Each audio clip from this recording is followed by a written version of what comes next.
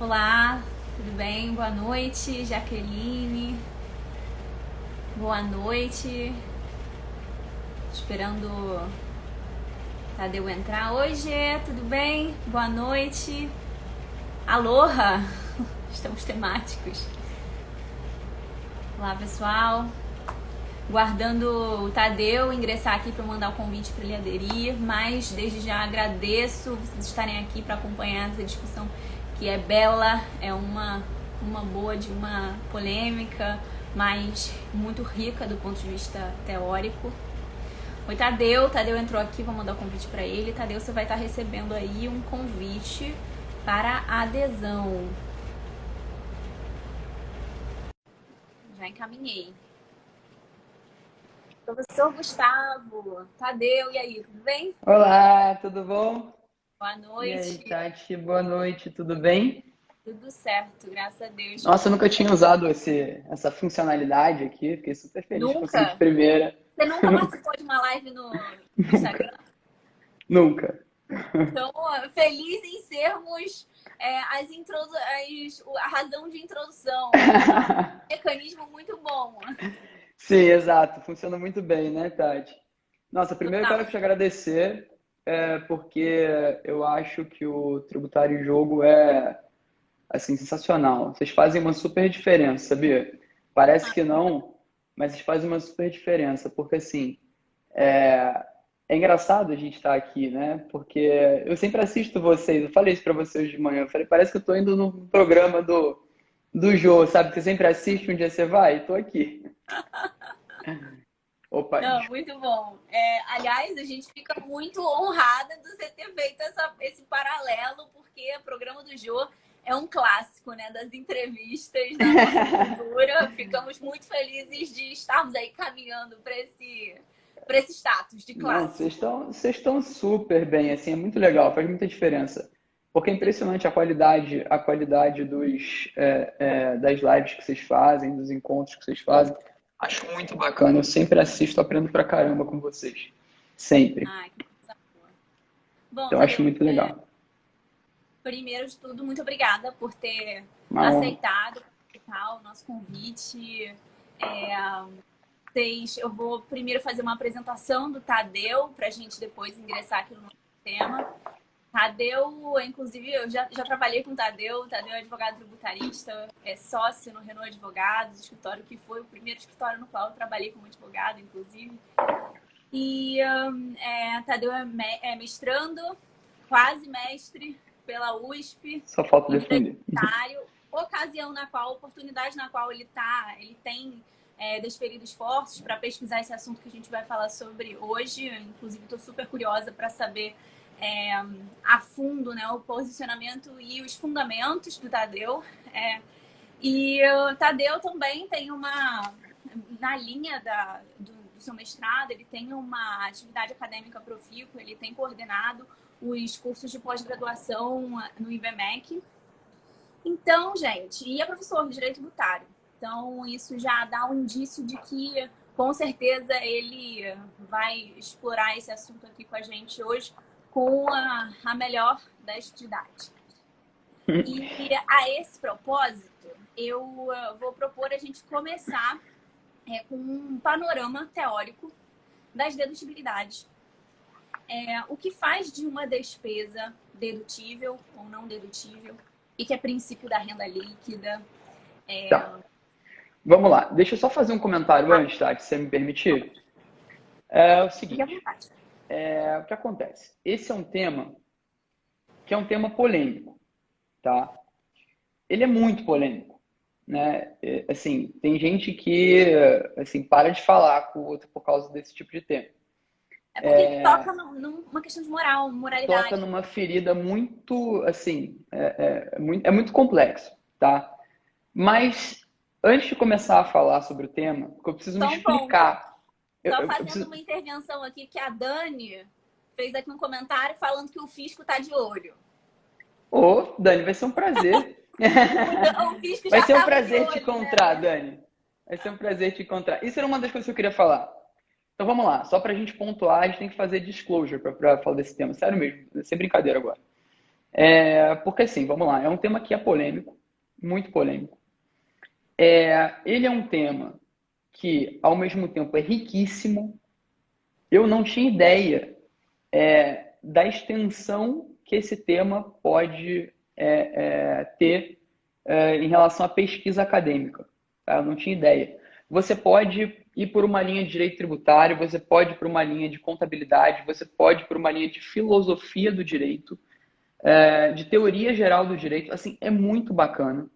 E as pessoas não pensam no tema porque elas, antes de começar a pensar, elas já afastam a possibilidade, né, de aventar, levar em consideração essa tese por conta, e eu entendo, por conta de uma questão moral.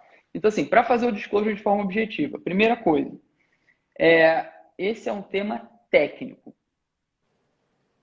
Defender a dedutibilidade de despesa ilícita não significa, repito, não significa defender a corrupção. São coisas muito diferentes. Eu pretendo hoje trazer assim, algumas considerações sobre isso para a gente tentar desmistificar esse tema. Tá? Então, primeiro, é um tema muito rico. Segundo, quem analisa esse tema do ponto de vista técnico do direito tributário, com base no direito posto, não está a defender a corrupção. Tá? Só está a dizer que as regras de direito tributário não são aptas a, de alguma forma, punir aquele que pratica corrupção, o que não significa que ele não tem que ser punido. A gente só está dizendo que ele não tem que ser punido pelas regras de direito tributário, assim, direito penal. Essa é a primeira coisa. A segunda coisa que torna esse tema muito interessante, a terceira, né? Porque a primeira é que ele é muito rico. A terceira coisa que torna esse tema muito interessante é que ele é um tema virgem. Ele é um tema que não foi decidido pelos tribunais. Sim. Tá? A quarta coisa, antes da gente começar a falar, eu vou falar de renda líquida, vou falar de conceito de renda, etc., é o seguinte. Justamente por ser um tema super rico e por ser um tema que ainda não foi julgado de forma definitiva,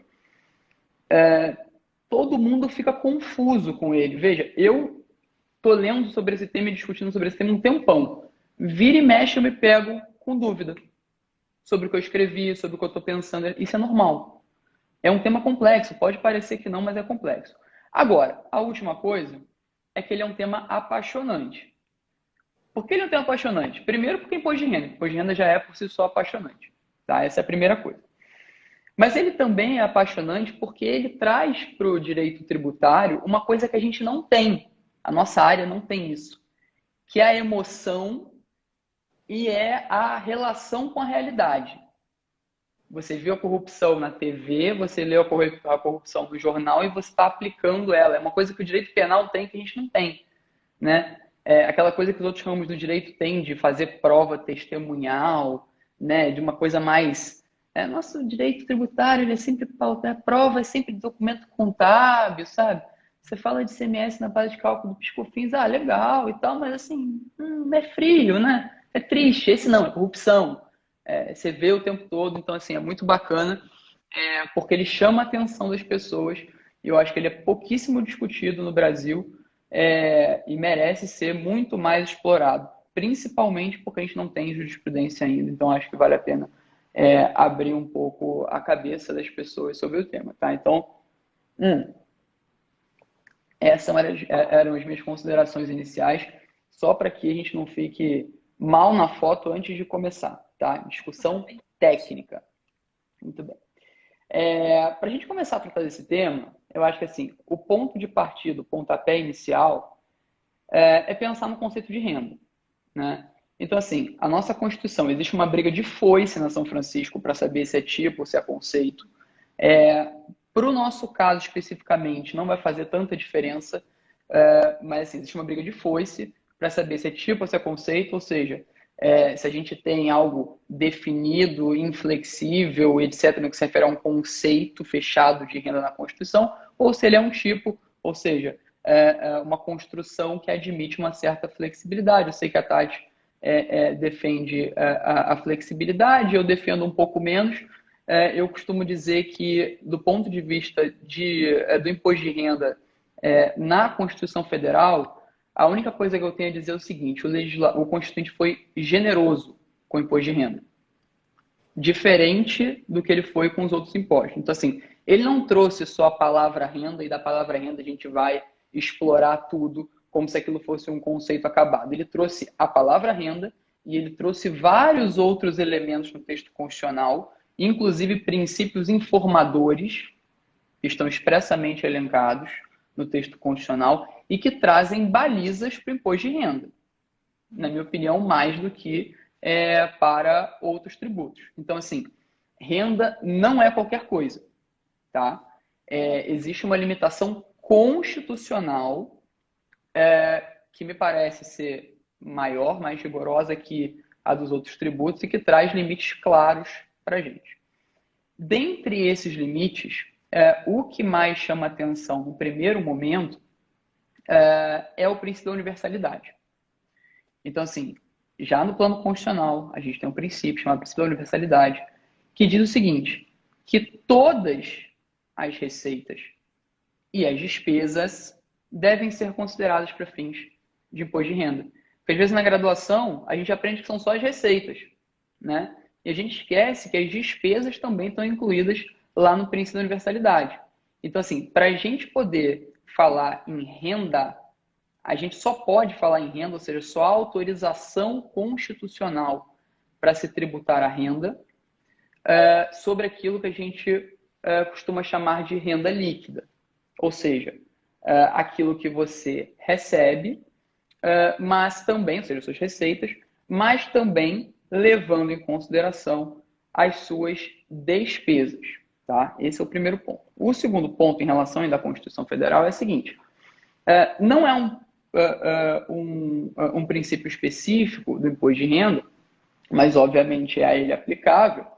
A gente é o princípio da capacidade contributiva, né? Que determina que a tributação recaia de forma compatível com a capacidade econômica de cada contribuinte, e que muito tem a ver com essa relação entre receita e despesa, né? Você considerar também as despesas para que você possa falar em renda, para que você possa falar em capacidade contributiva, tá? Puxando um pouquinho a sardinha para o meu lado, ou seja, para uma ideia um pouquinho mais fechada em relação ao conceito de renda, renda não foi a ideia de renda, para não falar conceito, para a gente não brigar, a ideia de renda não foi uma coisa concebida pelos tributaristas brasileiros, tá?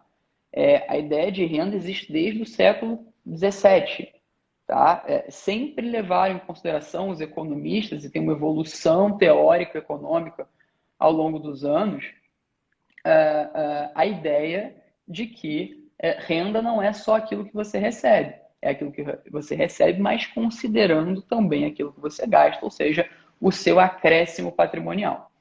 Eu não quis dizer com a minha exposição até agora que você consegue extrair o fato gerador do imposto de renda da Constituição. Eu quis dizer que a gente tem limites constitucionais ao fato gerador que está no CTN, no artigo 43. Lá no CTN, a gente fala em renda como proventos de qualquer natureza ou rendimentos decorrentes do trabalho, ou seja, um conceito amplo de renda, mas desde que tenha disponibilidade econômica ou jurídica. A gente poderia fazer uma live sobre cada parte desse dispositivo, porque tem várias divergências, etc. Eu não vou entrar aqui, porque senão a gente vai ficar só falando disso. Mas, o que importa no Brasil, renda tributável é renda líquida, ou seja, renda que considera as despesas também, quando vai fazer um cálculo da tributação sobre a renda, ou seja, receitas levando em consideração despesas. Você poderia falar, peraí, mas a gente tem algumas formas de tributação no Brasil, lucro presumido, simples nacional, etc., que trazem uma base presumida, não consideram especificamente determinadas despesas. Ok. Isso violaria a renda líquida? Entendo que não, porque é uma opção do contribuinte, que ele pode utilizar ou não, naturalmente só vai usar quando for interessante para ele. Então, essa primeira ideia que é importante é dizer que renda tributável é renda líquida, porque só a renda líquida, ou seja, que considera também as despesas, está disponível ao contribuinte. Antes de você considerar as suas despesas, você não consegue enxergar a disponibilidade. O que é disponibilidade? É você poder usar aquele recurso da forma como você quiser, inclusive para pagar tributo. Uhum. Se não está disponível, você não tem dinheiro, recurso, nem mesmo para pagar o tributo. Então, assim, essa é a primeira consideração acerca do conceito de renda. Posso falar um pouquinho das regras de dedutíbilidade? Sim, eu já tinha te Né? introduzido nisso, mas já que você me deu aqui o espaço só para fazer Claro. dois disclaimers. Também sou uma apaixonada por imposto de renda, uma paixão compartilhada, também pesquiso sobre imposto de renda, embora outro aspecto dele, né?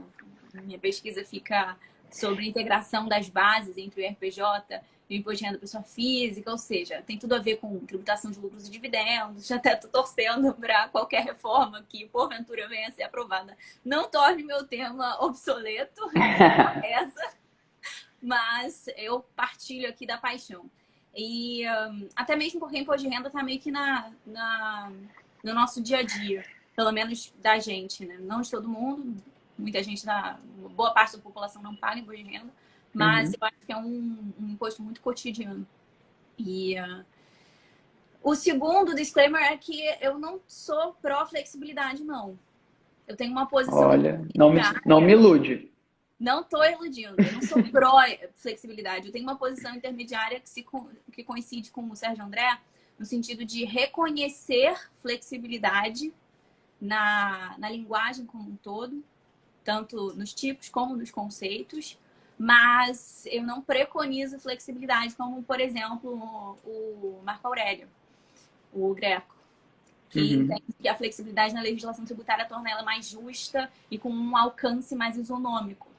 Eu não chego a esse ponto, mas eu reconheço. Tô longe dele. Não, só para fazer. Exato, eu também não convirjo com ele nesse aspecto, mas só para fazer essa ressalva. Não, tudo bem, tudo bem. Mas, então, Ninguém vai te ver mal daqui para frente, não, tá? Que você já tá perdoada por não falar só de flexibilidade. Bom, não, mas assim, só um parêntese rápido aqui. É porque tem gente que fala conceito, tem teoria dos conceitos, tem gente que fala em teoria dos tipos. E tem gente que fala em conceito mínimo, que é uma forma de você ficar em cima do muro ali, puxando para o conceito, para você não ficar mal com ninguém. É mais ou menos o que eu gosto de falar. Mas isso acho que prudência. a gente... Exato. Porque esse tema virou um fla-flu, assim. No final das contas, quando eu vejo as pessoas falando, eu não vejo nem tanta diferença, assim, na verdade, viu? No final das contas, assim, pensando bem. Tem uma coletânea que é muito interessante, em que a proposta dela, a gente divergindo aqui, mas só uma observação, até porque é interessante para a galera que está assistindo. Quem se interessa por esse assunto, por essa briga dos conceitos, dos tipos, normalmente esse tema é inserido comentando planejamento tributário, limite do planejamento, nananã. E quando os autores que têm posições sabidas e conhecidas com relação à teoria dos conceitos ou teoria dos tipos, mais flexibilidade, fechamento, eles convergem quase sempre na solução dos casos. Eles divergem na fundamentação, mas na solução dos casos eles convergem. Exato, é isso que eu quis dizer. Tem essa coletânea que propõe análise de casos, que é muito engraçada, justamente por isso. Porque mostra... eu acho que acabou virando mais uma diversão para discutir quem é do time dos tipos e dos conceitos do que qualquer outra coisa mais séria, viu? Com certeza. Pois então, Tadeu, virou vamos mais... aqui. O que faz de uma despesa dedutível? Quais são as regras para dedutibilidade? Então, na pessoa legal. Então, vamos lá. Só para a gente deixar claro os pontos anteriores. tributação da renda no Brasil é tributação da renda disponível. Renda disponível é aquilo que recursos sobre os quais pode o contribuinte livremente dispor, inclusive para pagar tributo. Ou seja, aqueles valores que correspondam à sua efetiva capacidade contributiva. Qual foi o instrumento que o nosso ordenamento jurídico trouxe para que a gente pudesse tributar a renda líquida, ou seja, para que a gente pudesse promover a capacidade contributiva? Dedutibilidade de despesas.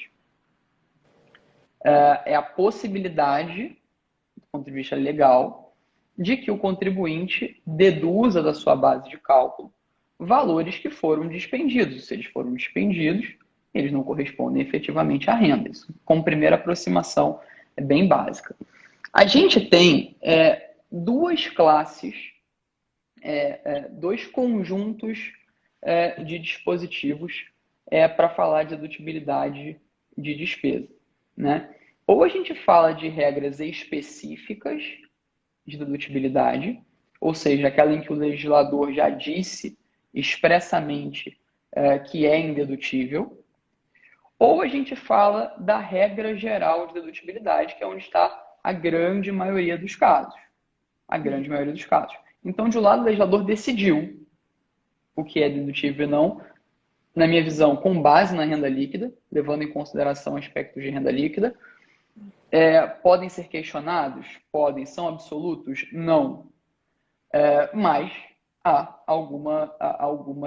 alguns casos que foram já solucionados pelo legislador. A outra grande parte está inserida no artigo 47 da 45, artigo 311 do RIR, para ficar mais fácil.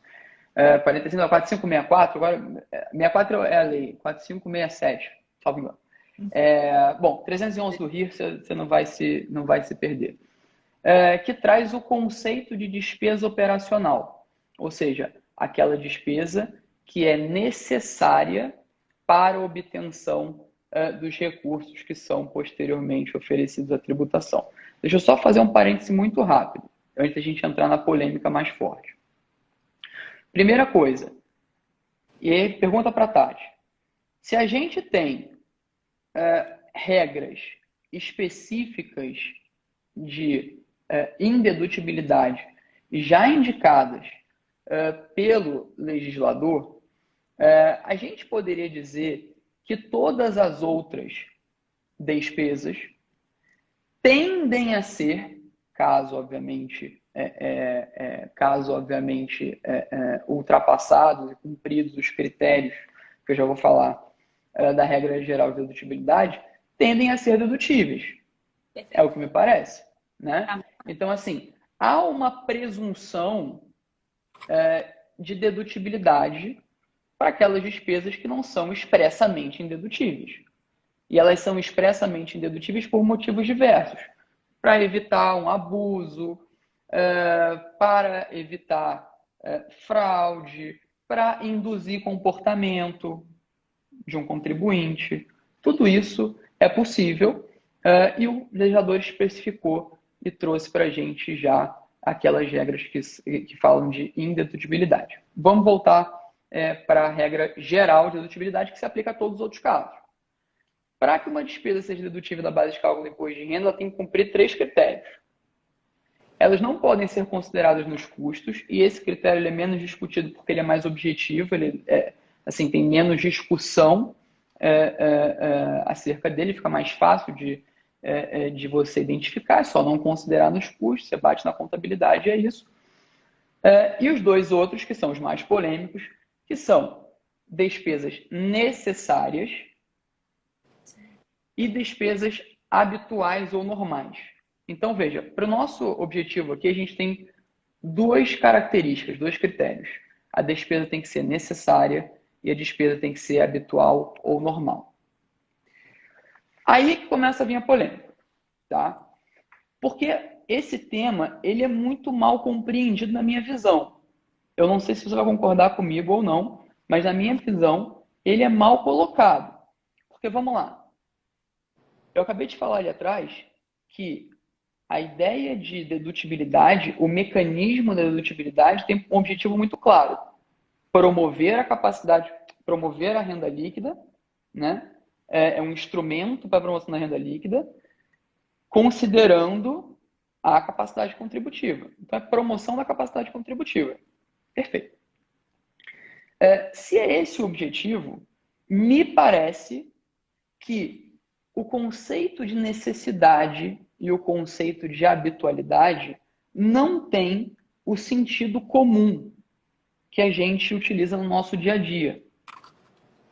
De necessidade como algo que não pode ser transposto, sem o qual aquilo não existe, daí por diante. Ou seja, Posso fazer um aporte? Me parece, e aí você pode criticar, me parece que talvez os termos sejam ruins. Mas não necessariamente por ter um significado diverso, mas porque cabem outros significados. Porque necessidade não necessariamente significa essencialidade. Ao mesmo imprescindibilidade. tempo, e ao mesmo tempo, habitualidade não necessariamente precisa significar periodicidade. Algo que acontece pode todo momento. ser normalidade. Ou necessidade pode ter um sentido estrito de ser necessário. Eu concordo contigo em parte pelo seguinte. Na verdade, vamos lá, né? Essas duas palavras, necessidade e habitualidade, como toda palavra, é ambígua, padece de equivocidade, aplicabilidade, tudo aquilo que a gente já conhece da teoria do direito. Mas, assim, se caracteriza por ser aberto, né? Por caber diversas interpretações e a possibilidade de se extrair diversos significados. Então, naturalmente, há um problema ali, uma discussão entre fisco e contribuinte, no sentido de que, olha, o fisco naturalmente interpreta a palavra necessidade como algo sem o qual não existe, ou seja, imprescindível, e o contribuinte, por outro lado. Me parece, minha opinião pessoal, vocês podem criticar à vontade, estou aqui para debater, não estou aqui para sair vencedor da discussão, pelo contrário, como eu disse, eu mesmo tenho dúvida, que existe um significado técnico específico para a dedutibilidade de despesa. Por que é técnico específico para isso? Ele é técnico porque ele tem por objetivo uma finalidade. Qual é a finalidade do legislador? Promover a renda líquida. Qual é a finalidade do legislador? Promover a capacidade contributiva. Fazer com que que recaia a tributação pelo imposto de renda somente sobre a efetiva renda. Né? Então, me parece que existem significados próprios para as palavras necessidade e habitualidade para fins de dedutibilidade. Que significados são esses? Despesa necessária, na minha opinião, para fins de dedutibilidade, é aquela despesa que mantém uma relação, e a gente pode discutir depois se ela é direta ou indireta, com a receita. Ou seja, é o dinheiro que eu gasto para poder produzir receita que será, obviamente, tributado. Ou seja, para manter a minha fonte produtora. Né? Então, necessidade, na minha opinião, não se confunde com imprescindibilidade. Né? Então, assim, só porque quando a gente for falar de despesa com suborno, a primeira coisa que as pessoas vão falar, mas espera aí, como é que você pode pressupor que o suborno é necessário para a atuação da empresa? Não é isso. Não é isso que eu estou pressupondo. Isso é produtivo. Perdão? Ele só é produtivo. Assim, a única questão é que mantém uma relação com a receita. E para fins de dedutibilidade, penal é outra coisa, moral é outra coisa. Para fim de dedutibilidade, o que eu quero saber é qual é a minha renda. É um instrumento para apuração da renda. Porque se não for renda, eu não posso tributar pelo imposto de renda. Eu vou estar tributando o patrimônio. Vou estar tributando o faturamento, que tem outro imposto para fazer isso. Outros, né? Contribuições, impostos, etc. Não é imposto de renda. Então, assim, para punir tem uma regra. Para tributar o patrimônio tem uma regra, tem um tributo. Para tributar o faturamento tem outro tributo. Não é imposto de renda. Essa é a primeira coisa. Em relação à habitualidade, também tem aquela ideia de que a despesa habitual é aquela que acontece a todo momento, né?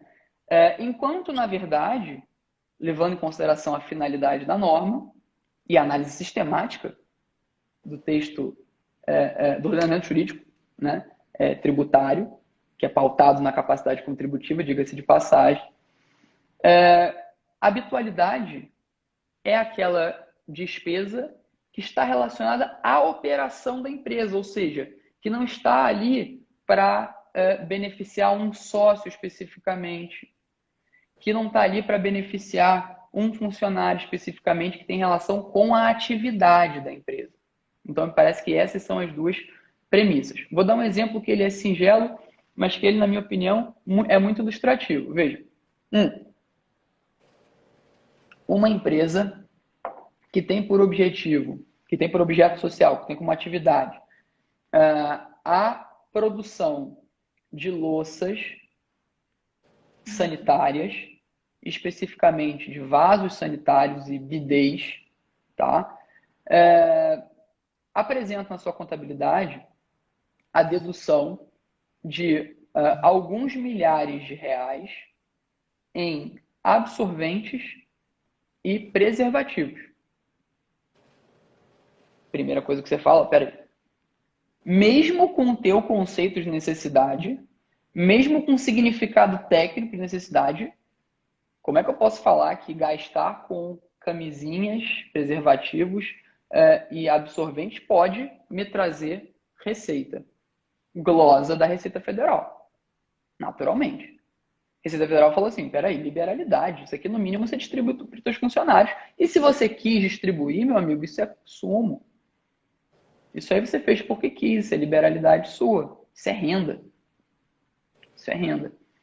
E a empresa volta, né, com a defesa e fala o seguinte, não, eu gastei milhares de reais ao longo do ano com preservativos e com absorventes justamente porque eles são necessários para que eu possa fazer testes nas louças dos vasos sanitários, que por sua vez são um critério de um concurso, de um selo de certificação, ISO, não sei o que, para bons vasos sanitários, certificar bons vasos sanitários.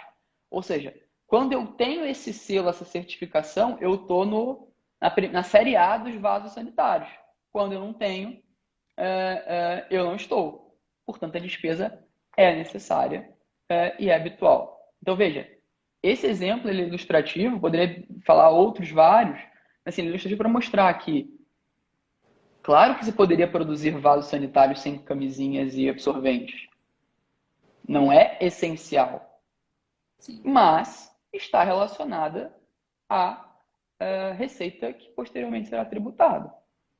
Então, assim, aqui a gente chegou num ponto em que a gente está junto até esse momento, até esse ponto, certo? Você quer falar alguma coisa? Tá, desculpa, eu tô falando pra caramba. Não, eu tô animado. Já ansiosa para inserir aqui o elemento ilícito. Aí que tá, vamos lá. Para você expor sua hipótese. Não, a partir do momento que a gente começa a visualizar uma despesa questionável do ponto de vista moral, né, um gasto da empresa para favorecimento questionável de um certo servidor público, para obtenção de um provimento XPTO, em proveito da atividade, ou seja, atendendo a esse cenário esse cenário normativo em que a despesa precisa ter relação com a atividade. Então, dentro desse panorama, o que a ilicitude influi na possibilidade de classificação de uma despesa como operacional, de uma despesa como dedutível ou não? E aí eu queria que de forma objetiva, em nada. A culpa não é minha, tá? Não é o Tadeu que está inventando isso. Está no Código Tributário Nacional, eu não tenho culpa. Não, eu estava prevendo que você ia dizer. Não, assim, de verdade. Porque vamos lá. Então, chegamos nesse ponto. A Tati me perguntou: a natureza da despesa, a natureza ilícita da despesa, faz diferença para fins de dedutibilidade? A minha resposta é não. Por quê? Porque a gente tem que tomar uma decisão na vida. O tributarista, quando acorda de manhã, ele tem que olhar no espelho e falar assim, eu tenho que decidir, além de decidir se eu sou time tipo ou time conceito, ele tem que decidir uma segunda coisa. Ele tem que decidir assim, ó, pecúnia olet ou pecúnia non olet. Você tem que escolher, Eu né? tenho uma pergunta sobre isso. É uma discussão é uma decisão de vida. Então, assim, ou você escolhe para sua vida, daqui até a eternidade, que a natureza, né, das receitas e das despesas são indiferentes no direito tributário, ou você decide o contrário. Ou seja, ou você vai falar que a renda decorrente do tráfico de drogas, a renda decorrente do tráfico de drogas, a renda que foi obtida em razão de um trabalho realizado para matar uma pessoa, ou seja, de um matador de aluguel. Não é tributável, porque ela tem origem ilícita. Essa é uma opção. E se você decidir por essa opção, eu vou ficar super tranquilo em falar a natureza, em deixar você falar que a natureza da despesa faz diferença, né? Ou você faz ao contrário. Você fala, eu tributo receita ilícita, porque pecúnia non olet, dinheiro não tem cheiro. Mas quando for falar da despesa, você também tem que levar em consideração a mesma questão. Assim, uma questão de coerência legislativa e de raciocínio. Você não pode pensar de uma forma para um lado e de outra forma para o outro. Então, pegando o gancho aqui, já que você já jogou aqui para nossa mesa o non-knowledge, pensando na perspectiva da receita. E, na verdade, assim, pensando no pecúnia non-knowledge de maneira geral, eu particularmente tenho uma visão um pouco desconfortável com esse princípio e eu mais ou menos que me sensibilizo com a posição, por exemplo, da professora Isabel Derri. Isabel. Uhum. De que o knowledge ele tem que ser lido à luz da capacidade contributiva. E que muitas vezes a aplicação do knowledge para entender pela tributabilidade de receitas advindas de atividades ilícitas, ele acaba colidindo de uma maneira violadora com a capacidade contributiva. Na medida do... Porque assim, a gente tem que decidir, primeiro, se a gente trabalha com a premissa de ilícitos que a gente reconheceu que são ilícitos ou de supostos ilícitos. Os supostos ilícitos, eles prejudicam uma análise científica, né? Então, presumindo que a gente está colocando aqui para jogo só os ilícitos que não são controvertidos, a partir do momento que uma atividade ilícita deu origem a uma renda, a uma receita, que, por consequência, está maculada também por ilicitude e a tributação vem a incidir, isso não violaria a capacidade contributiva, porque da perspectiva do direito penal existe um dever de restituição, não existe direito àquela renda. Bom, eu tenho esse desconforto com o pecúnia non olet nessa linha. Eu queria saber quais são suas visões a respeito disso. O que eu acho dessa questão, tá? Assim, agora, pro outro lado, assim, eu tô sendo coerente. Pro outro lado, eu acho exatamente a mesma coisa. Então, assim, se o critério... Bom, se renda é acréscimo patrimonial líquido disponível, e se você teve um acréscimo patrimonial líquido disponível, se o critério para diferenciar contribuinte eleito pela Constituição, não fui eu e não foi a Tati, não nos culpem por isso, é a capacidade contributiva, e ilícito ou ilícito é irrelevante para fins de capacidade contributiva. O dinheiro existe, o dinheiro está lá, ele está disponível, ele é líquido, ele é um acréscimo patrimonial. Você tem que tributar, assim como você tem que deduzir. Aí você fala, poxa, mas peraí, e se depois ele vier a ser, em razão de uma regra de direito penal, confiscado? Bom, no momento em que cessar a capacidade contributiva, cessou o critério, cessou a disponibilidade, cessou a tributação. Então, assim, não adianta a gente também ficar querendo ser, na minha opinião, assim, mais realista que o rei, se as regras estão claras e estão postas. Assim, a gente às vezes fica tentando buscar uma forma de ser, vamos lá, promover a moral com regras do direito tributário que não são feitas para isso. A gente pode ter 1000 discussões aqui se as regras do direito penal são boas, são eficazes, etc, etc. Mas fato é que respeitar a unidade do ordenamento jurídico, isso é importante dizer, né?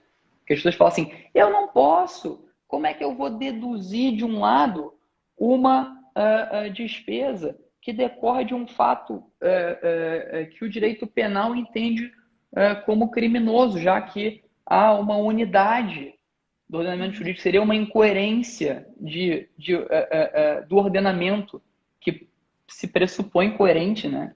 O ordenamento, né? É pressuposto que ele seja coerente. E eu já acho que é o contrário.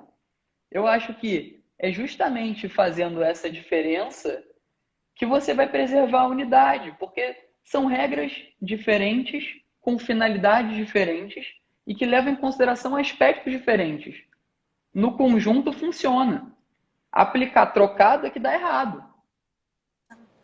Então, assim, a promoção da unidade é você respeitar cada uma das áreas, porque elas foram feitas para aquilo.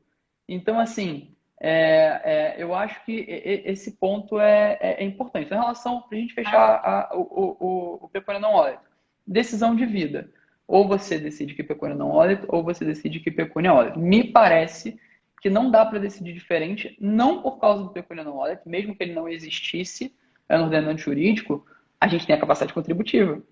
A gente tem o 43, né? Que renda é acréscimo patrimonial líquido disponível. Está disponível, está líquido, demonstra a capacidade contributiva, é tributável. A origem é irrelevante. Assim, isso para mim fica muito claro. Respeito a opinião diversa, porque sim, são pessoas que... Não, perfeito. Tadeu, e aí, agora, assim, uma perspectiva mais consequencialista, porque foram apresentadas perguntas relacionadas com isso. Primeiro, a Dani mandou 2 perguntas. Primeiro, vamos às perguntas do fisco. Vamos lá. Solução de consulta, vai. Tati, vamos. Solução de consulta. Vai. Não poderia ser um incentivo à adoção de um comportamento antiético por parte do contribuinte? Vamos lá. Essa pergunta é ótima. Vamos lá. Vamos solucionar a consulta. Para que a gente possa falar em incentivo, né, ao contribuinte, a gente tem 2 perspectivas. Ou a gente está falando que é um benefício para aquele contribuinte que está deduzindo, né? Ou a gente está falando que é uma regra indutora de comportamento. Sim. Tá? E aí vamos analisar cada um desses pontos. Primeiro, em relação a benefício, que é o argumento que o CARF utiliza, né? Que a gente está beneficiando, o que é muito atécnico, respeito total ao CARF, acho que são todos maravilhosos, tem 1 milhão de colegas, inclusive da São Francisco lá, mas assim, não concordo com essa posição de que é um benefício fiscal. Por quê? Você só pode dar benefício quando você está desonerando. Você não pode desonerar o que não é onerado, porque se não é renda, não incide imposto de renda. Então você não tem o que tirar. Benefício pressupõe que você tire. Eles estão partindo de outra premissa, né? De que aquilo não compõe, não diz respeito a uma despesa dedutível a prioristicamente. Então, aí tudo bem. Aí vamos lá. É um problema na premissa, acho eu, né? Vamos lá. Aí a gente tem outra perspectiva. Uma pergunta é: a natureza ilícita é suficiente para afastar a dedutibilidade? Isso é uma coisa. Outra coisa é falar, a despesa, ela se adequa ou ela cumpre os critérios da regra geral de dedutibilidade? Se você falar que ela não cumpre, tá tudo bem, a gente pode explorar isso aqui a partir de agora. Assim, você fala, olha, a despesa ilícita, ela não cumpre. Tá tudo bem. O que a gente falou até agora foi, não é só por causa da natureza que você pode falar que é indedutível a despeito de cumprir. Então, assim, cumpre os requisitos, mas por ser ilícita não pode deduzir. Isso está errado, na minha opinião. Agora, falar que a despesa é ilícita e ela não cumpre, tudo bem. Aí a gente pode discutir. Então, essa é a primeira coisa. A segunda pergunta, ela é mais interessante ainda. A segunda perspectiva, ela é mais interessante ainda. Porque ela chega a um questionamento que eu acho que é importante, que é o seguinte. A gente pode criar regra indutora para evitar comportamento ilícito. O comportamento ilícito, ele pode ser evitado através de uma norma indutora? Não é todo mundo que acha que pode. Se você pegar os clássicos lá, falam que você não pode fazer isso. Você pega o Alfredo Augusto Becker, ele fala, você só pode induzir comportamento ilícito. Então, assim, aquelas regras de indedutibilidade, você pode ver, todas elas têm objeto lícito. Sim, claro. Que você pode claramente induzir o comportamento, utilizar uma regra, uma norma extrafiscal. Então, assim, até aí, tranquilo. O ponto é, quando você evita através de, imaginemos aqui, uma regra expressa de indedutibilidade de despesa com suborno e propina. O legislador pode, quer dizer, a gente vai discutir depois se pode, mas assim, ele poderia tentar, através de esforço legislativo, criar essa regra. Ele poderia usar aquilo para induzir comportamento, ou evitar que seja um comportamento ilícito realizado? Me parece que falta resultado, efetivamente. Essas normas são ineficazes, né? Porque é uma discussão antiga também relacionada ao meio ambiente, que é a história de você poder pagar pela sua ilicitude. Assim, sinceramente, você acha que a corrupção no Brasil ia diminuir se não fosse dedutível a despesa paga com propina? Eu acho que a primeira coisa que me veio à cabeça quando eu li a pergunta do incentivo foi: existem tantos incentivos no contexto, tantos incentivos e desincentivos, né? Tantas penalizações. Tantas não, mas assim, tem todo um acervo de direito penal ali posto, assim como os incentivos culturais, congêneres que a gente tem para as práticas de corrupção, que até meio institucionais, se for. Acho que é interessante falar sobre esse ponto também. Acho que isso gera muita... Nesse panorama geral, que é difícil culpar a dedução. Sim. Ou é difícil mensurar o impacto da dedução nisso. Sim, sim.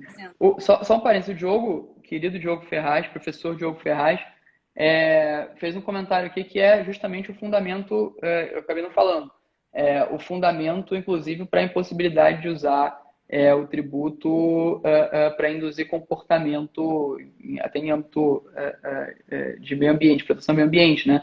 Porque a norma indutora de comportamento ilícito ela é penalidade, e penalidade não pode por conta do artigo 3º do CTN, né? O tributo não pode ser sanção de ato ilícito. Então também tem essa perspectiva relacionada. Isso é outra coisa que eu ia suscitar aqui para você comentar, porque a Ana, ela comentou em algum ponto aqui. Tadeu, a Ana Suezima falou assim: Tadeu, me vem à mente que a tributação seria um castigo e ser dedutível parece um prêmio. Mas aí ela está tentando entender as suas premissas. Então, aqui, a primeira ideia assim, da tributação tocando o conceito de sanção, o intuito sancionatório. E, novamente, quem mais falou isso? Rafael falou, sendo absolutamente certo que é imoral a corrupção, não seria imoral financiar políticas públicas. Bom, isso aqui é outro...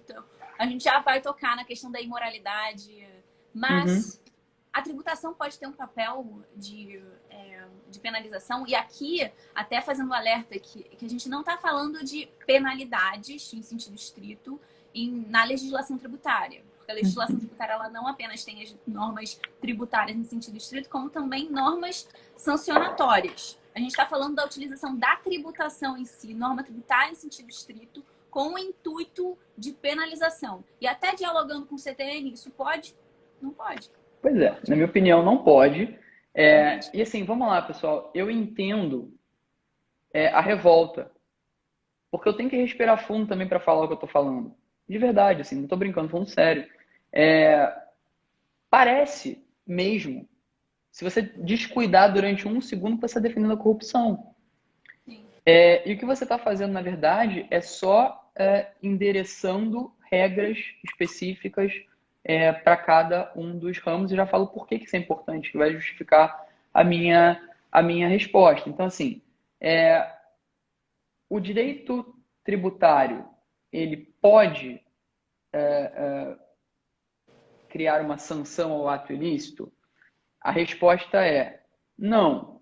O direito tributário ele pode trazer penalidades? Pode, para cumprimento da obrigação tributária. Tem as multas todas que vocês conhecem aí e está tudo certo, né? Mas ela foi construída, a norma foi construída, ela é proporcional à tributação, né? Então, ela é feita para penalizar aquele que deixa de entregar a obrigação acessória, deixa de pagar tributo e por diante, aí é tudo certo. O que ela não pode, em primeiro lugar, em razão da existência de uma regra no direito penal, né, que criminalize aquela conduta, trazer uma punição dupla. Porque no final das contas, o que a gente tenta, como ser humano honesto, é falar, pô, o cara tem mais aqui, vou deixar indedutível, vou deixar mais caro para ele, vou botar ele preso, etc, etc. Enquanto, no final das contas, ele tem que ser preso. As regras de direito penal, provavelmente, não sou especialista, mas devem ser revistas, porque tem gente que rouba muito e fica pouco na cadeia, né? Então, assim, se o cara está em razão de como chama transação de direito penal, delação premiada e etc, etc, está saindo antes, a gente tem que ver lá se ele não está sendo punido por mecanismos do direito penal. Se a punição não é suficiente, a gente tem que ir lá ver se ela é ou não. O problema é você usar o direito tributário para isso. Sabe por quê? Muitas vezes, quando você está falando de empresas, e eu acho que esse é o ponto central dessa discussão, você está punindo um diretor ou um sócio, né? Você está mirando na corrupção de um diretor, um sócio, com um agente público do outro lado, e penalizando toda a empresa. Inclusive seus funcionários, inclusive acionistas minoritários, que são vítimas da história. Então, assim, no final das contas, por que isso tudo? Porque o direito penal não foi feito, o direito tributário não foi feito para punir. É só por isso. Então, assim, voltamos à unidade. A unidade é respeitar as regras criadas para cada âmbito do direito. Então, assim, é isso que está. Esse é o ponto que está desconexo nessa discussão, né? Eu estou plenamente de acordo com todas as suas observações, inclusive até fazendo esse cotejo assim, entre quem efetua o ato e quem leva o impacto, fosse para considerarmos indedutíveis as despesas, a gente vê como que o direito tributário realmente não foi feito para isso. Você não consegue Ele não serve para isso. Fazer a individualização. Exato. Que caracteriza principiologicamente o direito penal, que é vertido para essa finalidade sancionatória eminentemente. E fora que a penalidade ela é desproporcional, né? Você já percebeu isso? Porque na regra tributária leva em consideração o valor. No direito penal leva em consideração a gravidade. Então, veja, às vezes o cara mata por menos, se a gente levasse em consideração a dedutibilidade, às vezes ele mata por menos e a sanção dele acaba sendo muito menor do que aquele que gastou muito para cometer um ilícito pequeno. Por quê? Porque não serve para isso. De Só fato. isso. Excelente. Desculpa, fala. Não, mentira, não é nada. É só para a gente ir dialogando aqui com os comentários, porque, né, como você já viu, esse tema é instigante. É A normal. Raíssa colocou o seguinte: não seria possível defender que a ilicitude afasta os requisitos da necessidade da usualidade, uma vez que a atividade normalmente é e deveria ter sido exercida sem o pagamento de propina? Então, será que não é uma Concordo. questão que vem além da aferição dos requisitos? Não, vamos lá. Aí é o que eu acho. Duas opções de novo, né? Uma coisa é você falar, não cumpre necessidade e habitualidade, a gente vai discutir. Por conta da natureza, na minha opinião, tá fora. Agora vamos lá para não cumpre a Então, é necessidade e habitualidade. casuístico para você. Na minha opinião, sim, tem que levar em consideração se aquela despesa está relacionada à operação da empresa, ou seja, se há uma relação clara entre a despesa realizada e deduzida e a obtenção de receita, ou seja, a manutenção da fonte produtora Entendi. da renda. Então, assim, essa relação que tem que ser observada no caso concreto, na minha opinião. Agora, veja, então, por isso que eu queria deixar claro isso. Não é dizer que a propina é necessária para a operação da empresa. Não é isso. Ninguém está falando isso. Né? Eu nunca defendi isso. A empresa só funciona se tiver propina. É pressuposto para a empresa operar a propina. Não é. Mas fato é que ela realizou o ato ilícito, vai ser punido pelo direito penal e ela não tem disponibilidade sobre aquele valor. Prende, prende, cadeia, 20 anos, aumenta a pena, bota o máximo, ok. Mas ela não tem aquele valor disponível, aquilo não é renda. Então, assim, a ideia é bem clara. E aí, o último ponto em relação a isso. Necessidade e habitualidade, eu insisto, tem um sentido técnico que leva em consideração, a finalidade da norma e, dois, a leitura sistemática do ordenamento jurídico brasileiro, que determina, para fins de imposto de renda, observância da universalidade e a observância da capacidade contributiva. Tá? Então, assim, isso que na minha visão é fundamental. É parar de pensar, é necessária, com a cabeça de necessária que a gente fala no nosso dia a dia. É necessária tecnicamente, levando em consideração que o objetivo da norma é apurar a renda líquida? Entendi. Essa é a pergunta que se faz. Agora, claro que pode ser discutível se é aplicável ou não. Só uma coisa que eu tenho dúvida. Diga. Eu tenho dúvida, tá? Vamos pensar em dois cenários diferentes.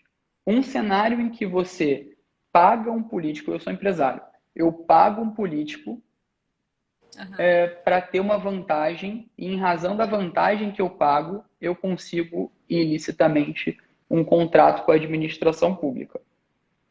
Eu pago e o meu pagamento mensal de propina, ele está pautado num percentual do contrato que eu consegui em razão do pagamento. Assim, contrato de 1 milhão, eu pago 1% ao mês sobre 1 milhão. Nesse caso, levando em consideração o sentido técnico, para mim está claro a relação do pagamento com a obtenção da receita. Em razão do pagamento, eu tive a receita. Aqui está claro. Agora, imagina um outro cenário.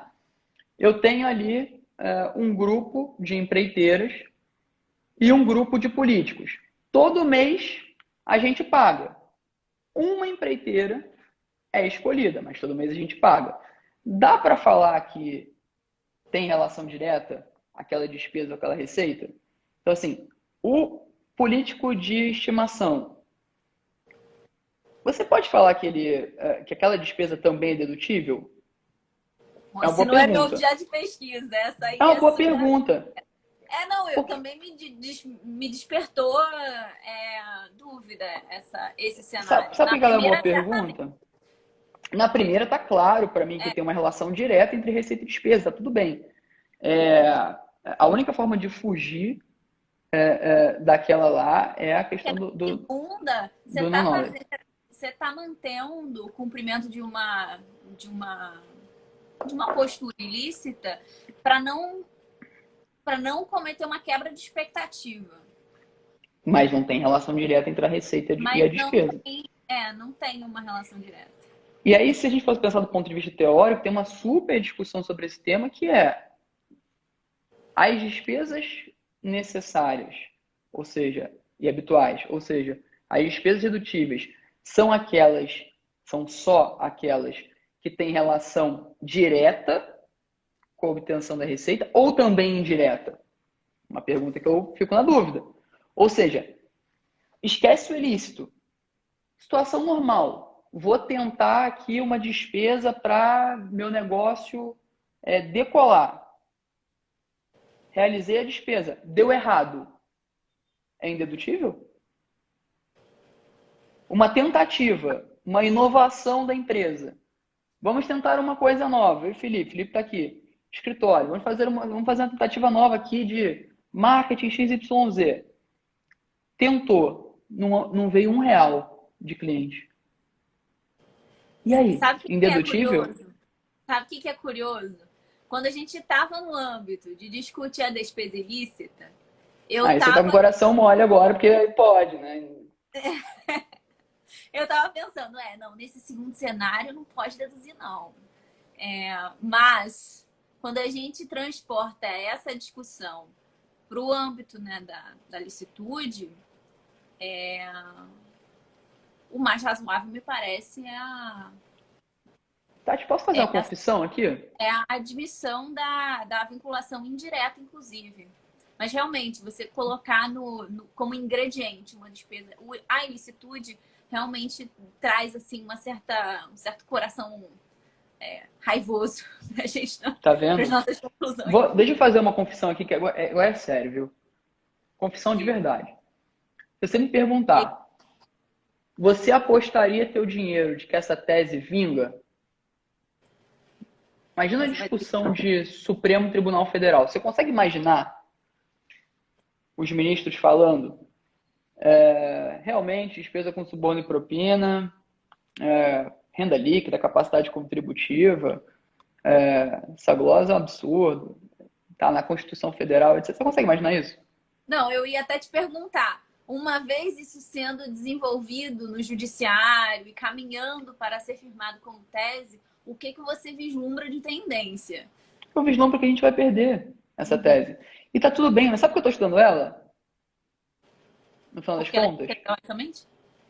Eu tô estudando ela só pelo seguinte, porque ela vai ser o retrato do tema que tecnicamente está alinhado e que o judiciário, em razão de questões outras, desconsiderou. Então, assim, ela é o retrato do julgamento político. Eu não espero que essa tese vá vingar no judiciário, sinceramente.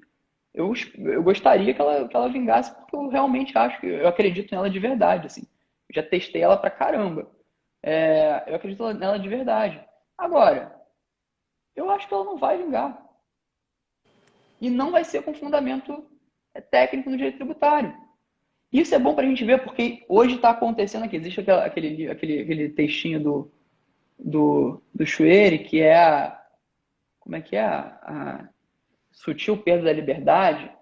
Um livrinho da dialética antigo, tem 5, 6 páginas. Assim, hoje é com a despesa com suborno e propina que a gente desconsidera o texto constitucional, a gente desconsidera a finalidade, a gente desconsidera a leitura sistemática do ordenamento jurídico brasileiro em razão de uma questão moral. Amanhã isso vai acontecer com outras coisas, como já está acontecendo. Uhum. Então, assim, esse é o retrato, na minha opinião, da discussão que vai ser perdida em razão de questões que não têm o menor cabimento técnico. São questões outras, morais, etc, etc, etc. Perguntaram dos acordos internacionais, eu acho. A gente tem um problemaço com isso. Diga. Então, Bom, vou falar assim, super rápido, tá? Porque esse é outro tema que me preocupa bastante, que eu também tenho dúvida. Não vou entrar no detalhe de cada acordo, né? Mas assim, tem 3 panorama. acordos. Oi? Não, diga. Tem 3 acordos. existem 3 convenções internacionais contra a corrupção que o Brasil é signatário, tá? Uhum. Uma delas, a da OEA, não há nenhuma indicação expressa de que os estados que são signatários introduzem a partir daquela normativa, aquele instrumento jurídico internacional, a indedutibilidade. Então essa eu não vou nem indicar. Existem outras duas, uma da OCDE e uma da ONU, que são mais preocupantes. A da OCDE me parece menos preocupante porque também não há na normativa internalizada, no texto do tratado que foi internalizado, nenhuma disposição expressa falando, despesa com suborno e propina é indedutível. Existem recomendações, e vem nos comentários da OCDE, que tratam desse tema e que dizem que o Brasil deveria, inclusive cita a Lava Jato, etc. O Brasil deveria implementar essa regra. O Brasil deveria implementar essa regra. E o Brasil, coitado, ali apresentou uma instrução, um ato declaratório interpretativo, número 32, falando que não é dedutível, sem nenhuma base legal, não é porque não é, falando de Código Civil, assim, fora da realidade, tanto fora da realidade que a OCDE reclamou umas 3 ou 4 vezes em anos diferentes, falando, meu amigo, e aí, você vai botar ou não vai? E não houve nenhum esforço legislativo por parte do Brasil. Agora, na da ONU, ainda que exista uma discussão de idioma, que é super interessante, depois você dá uma olhada, vou te mandar, eu te mandei a minha dissertação, dá uma olhada depois. Então, assim, que dizem que os estados vão evitar, diz aqui na traduzida pelo Brasil, mas quando você vai ver nas outras línguas, que são as línguas oficiais, ele diz que eles vão proibir, né? Parece que o Brasil firmou um compromisso internacional pela indedutibilidade. E aí várias perguntas surgem. Primeiro, a internalização é suficiente para mudar a legislação interna? Primeira pergunta. Me Porque parece... uma vez o legislador, se o legislador assim o decidisse, firmar essa regra de indedutibilidade, entra na sua discricionariedade. Ele poderia assim fazer. Mas pode ser inconstitucional, assim? Não sei, tô perguntando. Porque se a renda... Não, eu também não tenho certeza, eu tenho dúvida. Esse tema eu realmente tenho dúvida. Porque assim... Se o legislador quiser entrar na briga, né? Se ele quiser participar. Se a gente está falando aqui que renda líquida decorre da universalidade, que está na Constituição, se a gente está falando aqui que renda líquida decorre da capacidade contributiva, que está na Constituição, a gente pode vir e canetar aqui uma lei ordinária falando de dedutibilidade, você vai falar, pô, mas existem várias. Não tem várias que falam de dedução, por exemplo, de doação, por exemplo, um negócio tão, né, tão bonito, né, para o mundo. Assim, só que dedução não é ilícito. Aí a gente volta à mesma questão.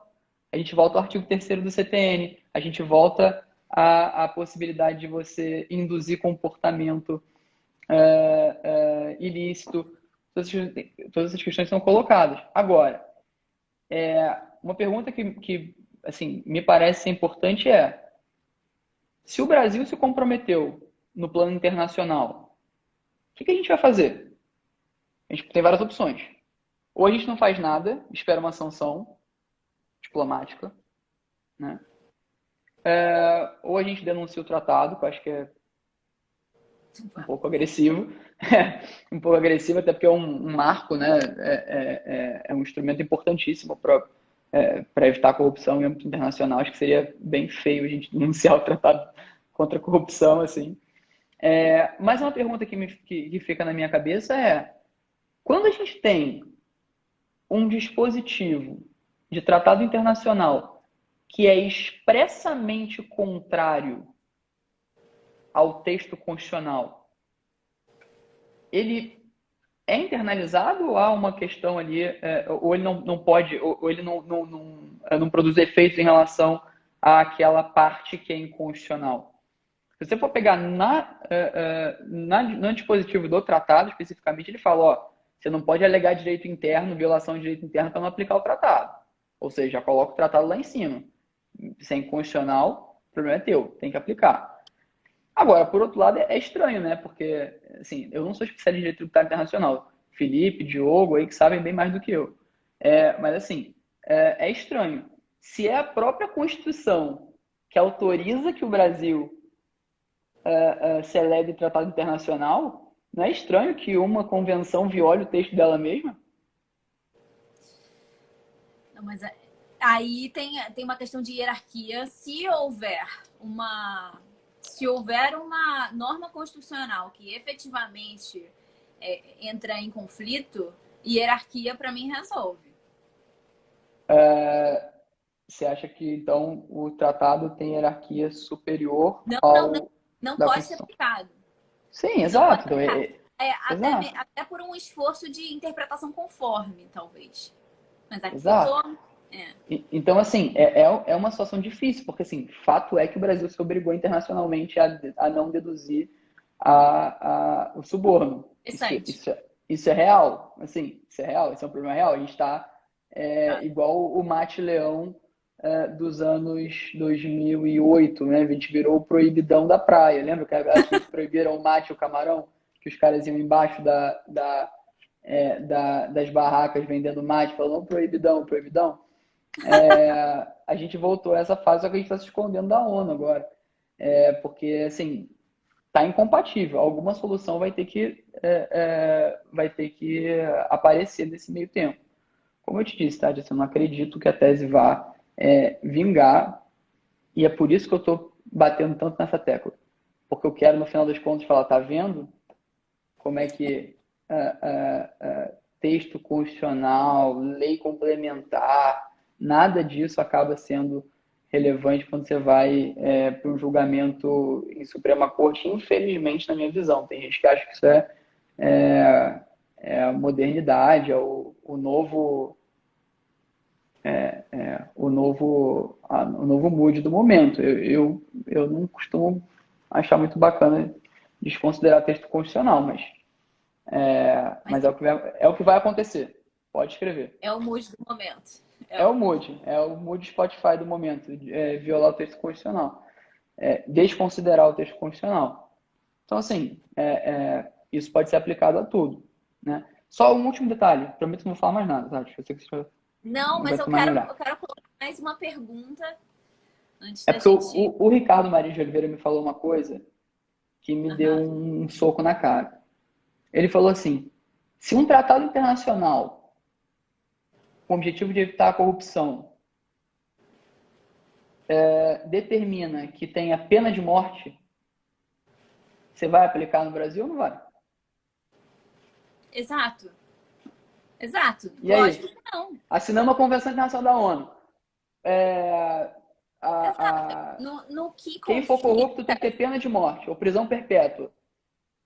Aplica ou não aplica? Lógico que não. Tá, exagero No pra conflito, caramba. mas o absurdo, ele tem uma função didática importante. Mas aí, assim, O vamos que lá, se né? aplica para o absurdo tem que.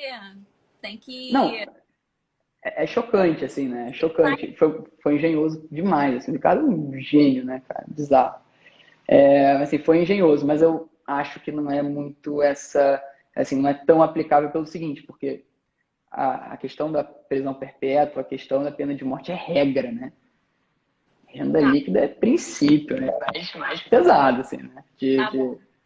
de dar essa canetada, né? A gente tá aqui falando com razão, assim, o cara que passa ali fala, porra, isso aí é sério, mas assim, é princípio, Mas não a dá pra... lógica é a mesma.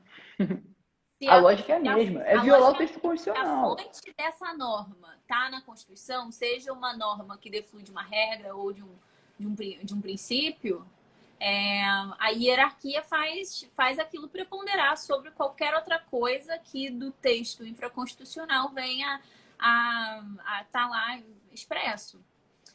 Também me parece inaplicável neste ponto. Aham. Agora, não é 100% inaplicável, porque a gente já tem aquela discussão que a gente falou da relação direta, né? Então, assim, se você me perguntar, toda a propina é dedutível da base de cálculo do imposto de renda? Eu Às vezes, tenho essa dúvida quando ela é paga indiretamente. dúvida real, assim, sendo super sincero. Uma dúvida que eu tenho. Então, assim, olha só, esse tema, ele pode virar mil coisas, assim. Dá para fazer um corujão do tributário em jogo se... Estudem esse tema, pessoal, sério mesmo, é muito legal. Tá, te Não, eu convenci? já Não. estou instigada, certamente. Mas realmente me parece que a saída para a sua hipótese é essa relativização. É ser provada verdadeira em determinados casos e falsa em outros. Porque acaba sendo responsivo aos requisitos para uma despesa dedutível. Ou seja, É, na ilícito, no essa, campo da essa seria uma licitude forma, ou da ilicitude. seria Pelo uma menos forma de é o que está me parecendo compatibilizar. mais razoável. Seria uma forma de compatibilizar, né? Exatamente. Inclusive, o último capítulo, o último tópico do último capítulo da dissertação, antes das conclusões, eu faço uma pergunta. A pergunta diante de tudo que a gente falou, renda líquida, blá, blá, blá, blá, se o Brasil quiser esforço legislativo, através de esforço legislativo, dizer expressamente que suborno e propina é indedutível, ele pode? E eu concluo que não. Foi o que a gente já meio Sim, que foi o que a gente falou. pontuou, né? O legislador ele pode pode se posicionar dessa maneira, mas é um ponto que eu acho que é interessantíssimo. Aliás, Dói. tem um monte de gente elogiando pra caramba a Ô, legal, Raíssa, quem? Eu não tô vendo. Eu sou cego, não enxergo nada. Rafael. Não, tem uma galera aqui te Rafa, elogiando e Raíssa, alguns até Diogo. pediram para serem encaminhados para a dissertação aí que vai sair. Dissertação Pô, de pode 0,25. deixar. Pode deixar. Vou mandar para todo mundo. Vamos fazer. Ó, eu queria lançar no ano que vem. Obrigado, Raíssa, te vi agora aqui. Obrigado, obrigado. Queria fazer no ano que vem o lançamento, sim. O nome do lançamento vai ser Imunizados. E aí a gente vai fazer assim uma super festa de lançamento só para O reencontrar meu a galera do tributário. dentro dessa festa aí, porque o Vamos meu fazer, vamos fazer lançamento. lá no IBMEC, vamos fazer lá no IBMEC, vamos fazer uma festa Vamos. bacana. O Vamos meu fazer lá no lançamento era auditório. para ter sido bem no inicinho da pandemia. Aí as coisas estavam esquisitas, aí eu cancelei, aí acabou que foi só É, online. Mas não o dá na lançamento pandemia. presencial é um lançamento presencial, né? Não tem. Pô, e a gente sabia fazer lançamento presencial, né, galera?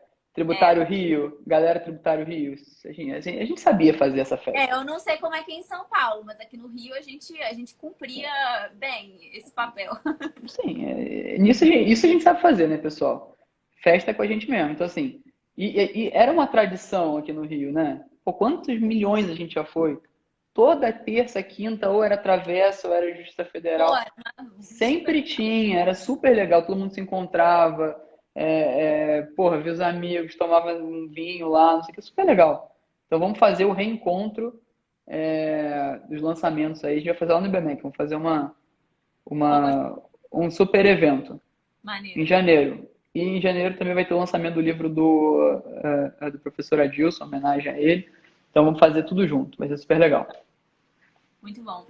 Tadeu, para a gente finalizar aqui, uma outra pergunta que foi suscitada em alguns pontos, alguns comentários botaram isso para jogo aqui, a gente acabou não comentando, que é o impacto disso para a concorrência. Se isso não causaria uma Então, concorrência desleal.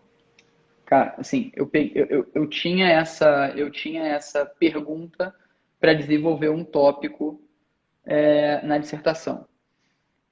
Eu não consegui fazer ali um tópico. Eu tirei ela da dissertação e vou fazer um artigo separado só para isso. Porque assim, esse tema ele tem 1 milhão de possibilidades. Se você deixar, você escreve uma dissertação para cada tópico que eu escrevi aqui. Então, assim, respondendo objetivamente, me preocupou demais esse tema, tá? Quando eu estava escrevendo, falei, agora, porque eu toda hora caía nessa. Toda hora vinha alguma coisa assim, e ao tratado? E eu não sei o quê. E eu falo, puta, é agora que cai tudo. É agora que cai tudo a minha tese. E eu fui costurando e achando aquilo que eu ia pesquisando. No final das contas, esse tema ficou faltando, mas a minha resposta para ele é simples. Pode virar um problema de concorrência? Me parece que o Constituinte optou por diferenciar contribuinte através da capacidade contributiva. Me parece também que a livre concorrência, ainda que aplicável no direito tributário, tem instrumentos próprios para ser resolvida, que não me parece sem dedutibilidade. Então, assim, é a forma que eu estou conseguindo, é o que eu estou pensando para conseguir dormir. Mas pode ser que esse seja um ponto importante de atenção. Tá? Eu já pensei em vários pontos importantes de atenção e consegui mentalmente ir derrubando eles ao longo do tempo. Esse especificamente eu acho que vale um artigo específico, porque ia ficar muito grande. A minha dissertação tem 236 páginas, então assim, já é de Word, ou seja, é um livro dessa grossura. Já é muito grande. Eu já tirei a parte de análise internacional, porque eu tinha feito uma pesquisa do tratamento legislativo em outros países para fazer um comparativo que, na verdade, não faz muito sentido, porque, bom, se é permitido no Japão, tudo bem. A Constituição aqui é outra, né? Tipo, o ordenamento é outro, mas assim, seria interessante, mas também já tirei e vou fazer artigo. Então, assim, a dissertação, ela virou um livro e alguns filhotes. Um já foi lançado, um artigo já foi lançado, vou lançar mais dois para poder fazer. Mas esse tema poderia ser tese de doutorado tranquilamente. Alguém Tranquilamente. comentou aqui falando que era pesquisa de doutorado. Eu errei Teve nesse. alguém? Ah, como é o nome dela? Mari, esqueci. Ela é conselheira do CARF. Ela é de BH, da UFMG. Eu Não, esse perdi. tema ele pode ser facilmente Não, utilizado no certo. doutorado, porque ele pode ir para outro lado, ele pode ir para o lado filosófico, da moral, ele pode ir para mil outros casos. Sim, Despesa com multa, não identificado, identificado, IR-fonte de 35%. Tem mil opções aqui. Eu sim. peguei uma das opções, assim, pensei com muito cuidado e analisei e deu 400 páginas de livro. 230 e tantos de Word. Então, assim, tem que tomar cuidado, porque esse tema ele dá filho. Ele dá filho. Mas isso é bom, né? Porque são É alguns óbvio, um tema dados que riquíssimo. você desenvolvendo aí aos poucos. É muito bom um tema que nunca foi julgado, né? Você fala e, tipo, De sua fato. ideia. Tipo, ninguém falou Esse nada, ao negócio da contrário. concorrência realmente é um treco que põe pra Esse pensar, me assim. incomoda. Mas, assim, pensando, assim, eu dando pitaco aqui, nem é meu objeto mesmo, Não, eu dando pitaco. a vida, A a vida tá aí concorrência, pra isso. me parece que o objetivo de concorrência ótima é algo tão tensionado que a gente nunca tá lá. E existem muitos elementos que confluem para o estado de concorrência se desestabilizar e para favorecer uns em detrimento de outros. Motivo pelo qual é um aspecto principiológico difícil de dar endosso sozinho para pautar a inconstitucionalidade de algo. É, Assim, somente falar que uma prática que por outros aspectos é constitucional, mas seria inconstitucional só por afetar a concorrência, não, um então, estado ótimo de concorrência, me parece que isso não é o suficiente, isso não é suficiente. não, Ainda e que a gente assim, chegue a essa conclusão, olha, realmente pessoas que. E outra coisa é o problema é, de aferição. Porque a sim, concorrência. mas esse é um problema que já existe, né, Tati? Assim, já existe, assim, a gente tem muito problema de violação de concorrência no direito tributário e, assim, a É, gente convive com isso em várias situações diferentes. o Nunca direito no tributário me parece que ele é um direito que acaba ferindo concorrência, ele vive em tensão com a concorrência. Talvez por total. isso também ele não deve ser a seara do favorecimento dela, Não, eu concordo, eu salvo, concordo. salvo pela isonomia. Sim, que aí você está diferenciando ali justamente para ajustar o cenário. Mas no Agora, caso, o que. parece ser uma diferenciação pautada na legislação tributária. Não, mas É uma assim, diferenciação que deflui dos comportamentos das pessoas. Quem adere, quem comete, quem não comete. vamos lá. Se a gente chegar à conclusão de que há uma violação à concorrência, a solução para a violação é determinar a indedutibilidade, assim, isso poderia ser levantado, você desconsidera a renda líquida, tudo bem que a livre concorrência também está na Constituição, né? Mas você desconsidera a renda líquida, você desconsidera a capacidade contributiva, você tributa algo que não é renda, algo que não há nem autorização constitucional para tributar, em razão da capacidade contributiva, seria melhor uma penalidade real, uma multa? De fato. Não, né? Convivo com você nessa observação.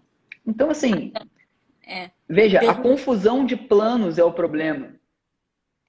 Eu lembro que a primeira vez que eu ouvi esse negócio de confusão de planos, eu lembro que estava na aula do Humberto Ávila, e ele começou a falar sobre esse tema da confusão dos planos, e até trouxe um aspecto histórico muito bacana.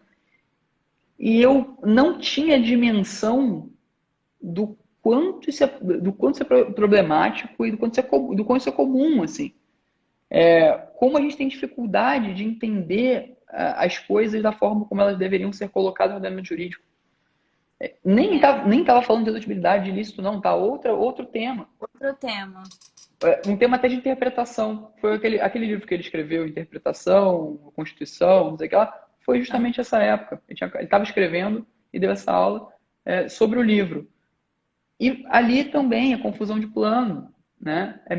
O fundamento é o mesmo. E a gente está aqui, e a gente fica naturalmente, e assim, é super válido, eu entendo, tentando arrumar uma forma de fugir da realidade do ordenamento jurídico tributário no que se refere à dedutibilidade, porque a gente fica achando que isso é um benefício. Só que isso é a apuração da renda líquida, não teve renda. A Dani tá ferrenha aqui. Deduzir propina gera uma vantagem indevida e concorrência desleal. A livre concorrência também é protegida constitucionalmente. Me parece que a livre concorrência pode 170. ser fundamento para a tributação apenas quando quando a violação à concorrência é uma consequência da violação à isonomia tributária. Porque isoladamente não tem como fazer o link, já que a concorrência ela sofre impactos de outras coisas e está, inclusive, no cerne do direito tributário, uma possibilidade de impactar na concorrência. Mas é a dedutibilidade que vai, você vai determinar a indedutibilidade? Não necessariamente. Aí, na dedutibilidade, acredito não. Acredito que não.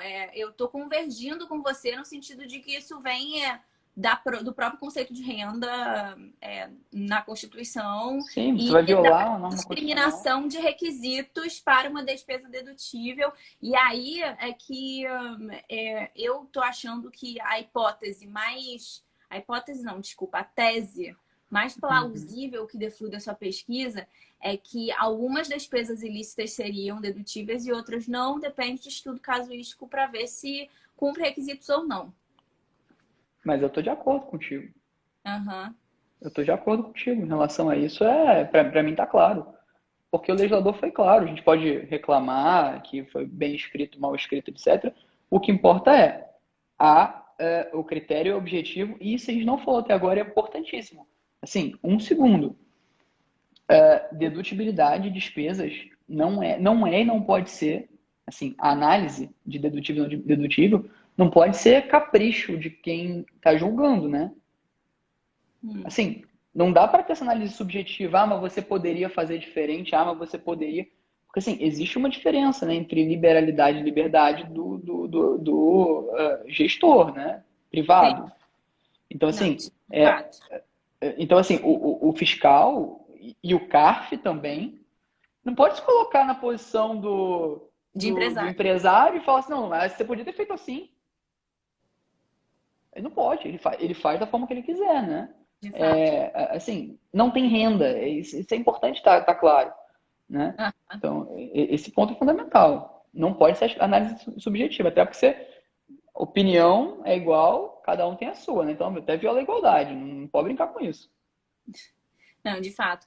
O Flávio Molinari também aqui também colocou aqui uma questão para a gente botar em perspectiva essa discussão da concorrência, que não seria sopesar um direito fundamental do contribuinte, universalidade, capacidade. Seria possível é uma questão de sopesar valores.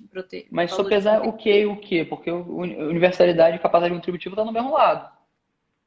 Não, seria a universalidade. Realmente.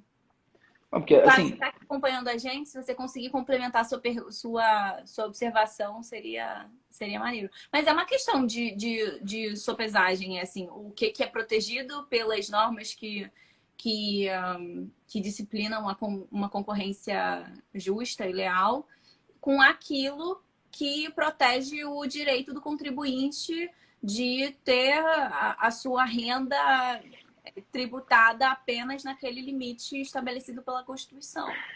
Eu entendo que não, porque assim, dos dois lados ali, você tem regras que têm por objetivo a mesma coisa, né? Elas são complementares. A universalidade, que determina a análise de receitas e também despesas, ela anda do mesmo lado. Se tivesse uma balança, ela estaria do mesmo lado. Ela está protegendo ali a capacidade contributiva. Então, não há o que promover em detrimento de outro, né? Elas andam juntas nesse caso. Me parece, assim, acho que esse é o objetivo constitucional, que você tribute só aquilo que é renda, efetivamente. E puna com prisão a corrupção, os corruptos, aumente a pena de prisão. Assim, faça o que quiser para acabar com a corrupção, né? Investigue melhor, invista mais em investigação de Polícia Federal. Assim, tá tudo ótimo, nada disso está em debate aqui. O debate aqui é só usar o imposto de renda para... Porque dói, né? Não, sim, Mas certamente. gente, Tanto que a Dani aqui, aceita. continuando, eu não consigo concordar que a dedução do ilícito foi uma Aceita, escolha Dani. do constituinte.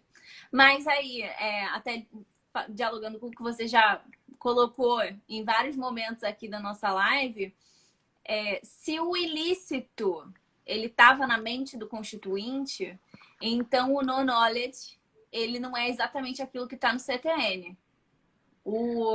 Se o ilícito... Knowledge, né? Se o ilícito Eu está não na mente entendi o do começo, picotou para constituinte, mim. o dinheiro tem cheiro. Você tem que considerar qual é a origem das coisas, qual foi a atividade que deu justificativa ou origem, justificativa para uma despesa ou origem para uma receita. E aí, a partir disso, ou você veda, ou não, você veda a dedução de uma certa despesa por conta da natureza da atividade, ou então, consequentemente, você também tributa não, desculpa, você não tributa Não tributa. aquilo que advém de uma atividade ilícita. Então, eu acho que é isso, é bem na linha da coerência que você já tinha colocado. Se o É ilícito uma está na opção de vida.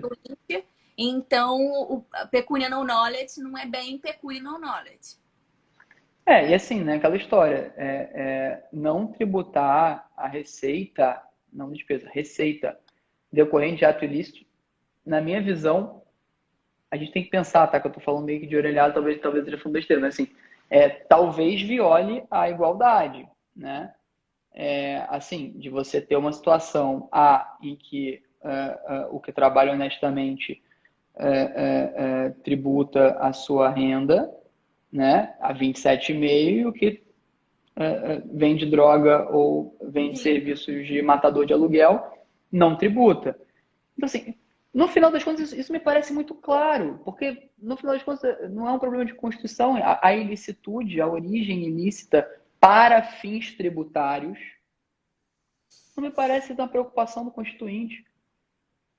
Me parece que a gente falou assim, meu amigo, para fins tributários eu quero saber se a renda é líquida e disponível, se teve capacidade contributiva. Teve? Tributa, não teve, não tributa, de forma bem objetiva. Essas outras questões todas não me parecem ter sido uma preocupação constitucional para fins tributários. Foram para várias outras coisas, para fins tributários. Veja, alguns momentos eu vi que eu te peguei ali, alguns pontos você falou, você olhou assim e falou, eu acho que eu estou ficando convencida da questão do ordenamento jurídico, o meu papel da unidade, do ordenamento jurídico, que a norma não... Assim, meu papel agora na vida é tentar alertar as pessoas para que esse tema é o tema que, em que pese ele não tem uma importância prática, porque eu não acho que ele vai passar para frente, assim, ele é um tema que vai melhor demonstrar a desconsideração do ordenamento jurídico brasileiro, em razão de questões que, no final das contas, são pessoais. Porque a opinião do ministro A, do ministro B, do ministro C, do juiz A, B, C, do desembargador A, B e C, cada um tem a sua. Né? Então, é entender se a gente, juntos, lá em 88, através da Constituinte, etc., colocou no texto constitucional o que a gente queria, todos nós, e, assim, aquele é um limite que foi estabelecido lá atrás e que eu posso ter até a minha opinião como juiz, como desembargador, etc., sobre aquilo, mas eu não posso julgar apesar daquilo, né, a despeito daquilo. Ou a gente vai começar a cada um dar a sua opinião pessoal sobre o direito e tudo bem. Assim, eu acho que no final das contas, esse tema é uma reflexão Começar. como cidadão. Esse assim, é o verbo, começar. Como que é? Esse é o verbo aplicável? Vamos começar a dar a nossa opinião sobre o Não, acho que então. já tá... Não, exato. Mas é porque assim, esse é um movimento claro, eu não tenho dúvida nenhuma de que agora cada magistrado, cada juiz desconsidera o que está disposto na legislação e coloca o que ele acha melhor, independente do que está expressamente disposto. Esse é um movimento claro. Mas assim, em alguns casos ainda dá para pegar uns argumentos jurídicos que o cara fica meio na dúvida, assim. E esse é um caso emblemático, na minha opinião, porque ele tem a ver claramente com uma coisa que as pessoas não conseguem admitir. Dói para mim também, mas assim, admitir que que é despesa dedutível porque envolve propina. E nenhum magistrado vai dar uma decisão favorável. Nenhum.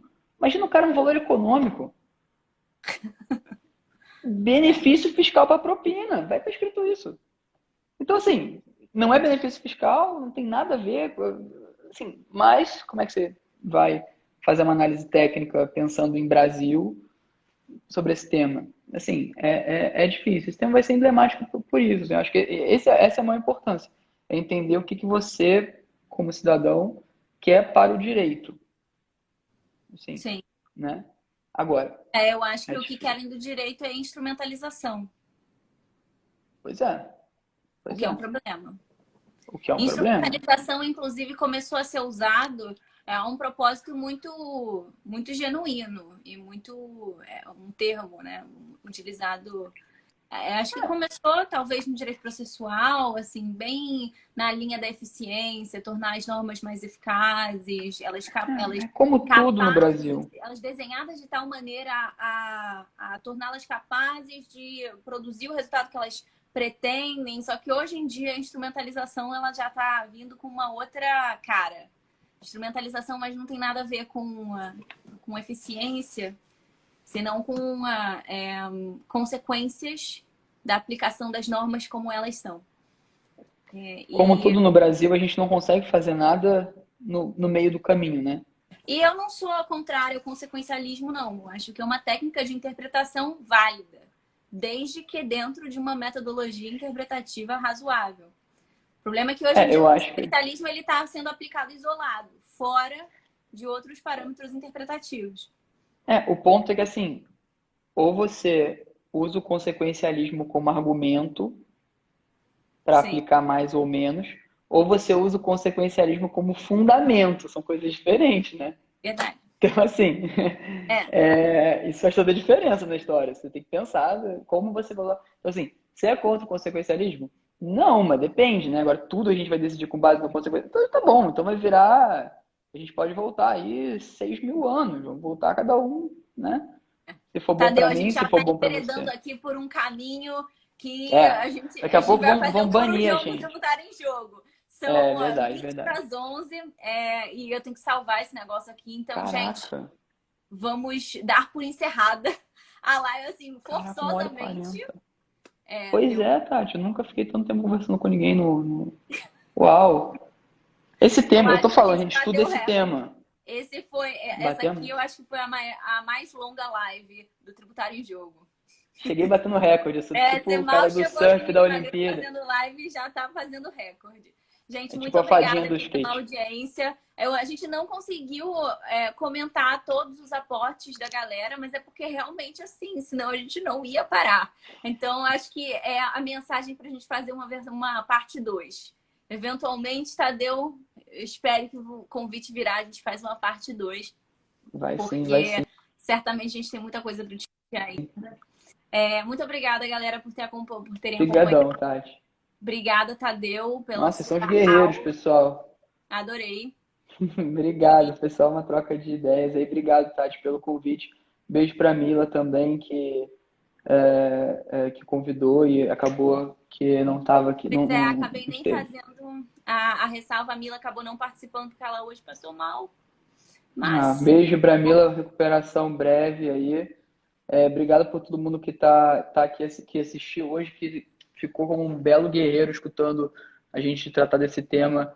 10h40 da noite, eu não consegui ver quem tava porque eu não enxergo mesmo, mas depois eu vou ver com a Tati aí quem falou e vou mandar um beijo para todo mundo. tá Obrigado, bom. pessoal. Obrigada, gente. E em breve vai sair curso aqui no Tributário em Jogo, então acompanhem Opa, nossa produção, que em breve a gente joga mais informações para vocês, mas aguardem que essa coisa já está no forninho e já vai sair. Tchau, tchau, gente. muito Boa bom. noite. Beijo, boa noite, pessoal. Obrigado. Obrigado, Tati.